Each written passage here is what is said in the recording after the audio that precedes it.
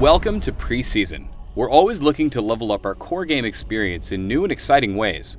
This year, we'll be making gameplay changes aimed at evolving the support role, refining the jungler position, and polishing the overarching game flow of Summoner's Rift. We're looking for your feedback to help make the game even better before the 2014 season. We believe all players should experience a meaningful endgame fantasy, no matter what they play. Most of our roles and positions are already successful at this, but there were a few who typically fell behind the curve late game, specifically supports and junglers. Let's talk about supports first. Taking down an enemy nexus doesn't come cheap. Winning the Vision War often meant that individual players, usually supports, didn't have that extra gold to buy the items they wanted.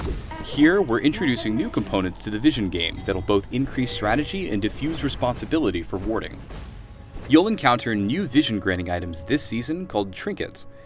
Free to purchase and store in their own item slot, each trinket offers something a little different, like revealing and disabling nearby wards, scouting a remote area, or placing a free ward.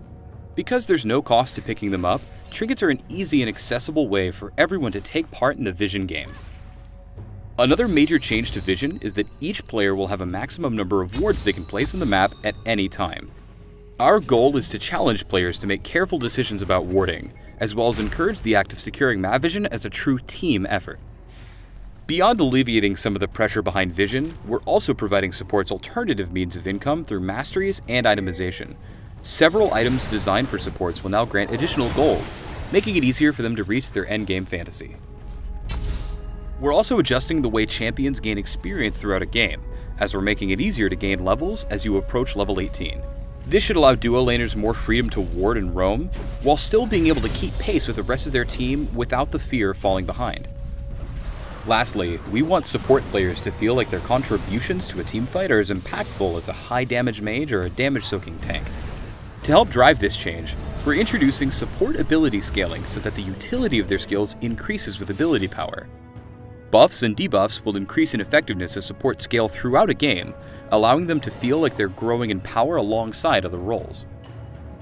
Switching to junglers, we've seen successful high-utility support playstyles throughout Season 3, but for carry-style junglers that rely on damage for their contribution in a teamfight, we've identified many of the same opportunities for improvement that we found with supports.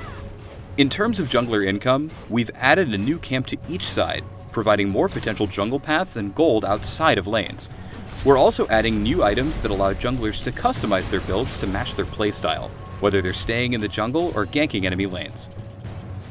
To ensure that a jungler's levels stay consistent with the rest of their team, we're also introducing neutral monster levels that scale with the average champion level in-game, providing higher experience and gold bounties as they level. By increasing income and experience, junglers should have more opportunities to earn the gold necessary to build big-ticket items. So no matter what style you're looking to play, you'll be able to maximize your presence in teamfights and in the game overall.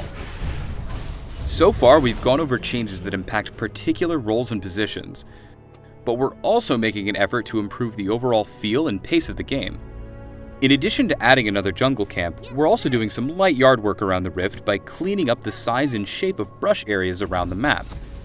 These changes should help reduce confusion around ward placement, as well as fog of war issues around certain choke points.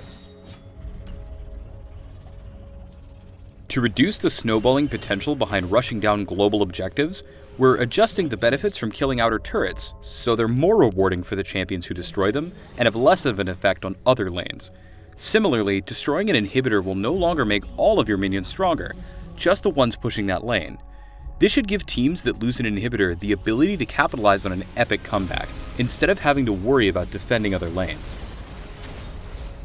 Finally, the golden experience rewards from Dragon will now scale over time and give greater rewards throughout the game. The intent is that Dragon will be a hotly contested objective for teams even in the later stages where it's been considered obsolete. Combined with the other top-level changes we've discussed so far, we envision a more dynamic game experience in the upcoming season. And this is just the tip of the iceberg. To learn the full details of our preseason changes, including those not covered in the video, check out the rest of our preseason content and keep an eye out for more updates as we continue to gather your feedback.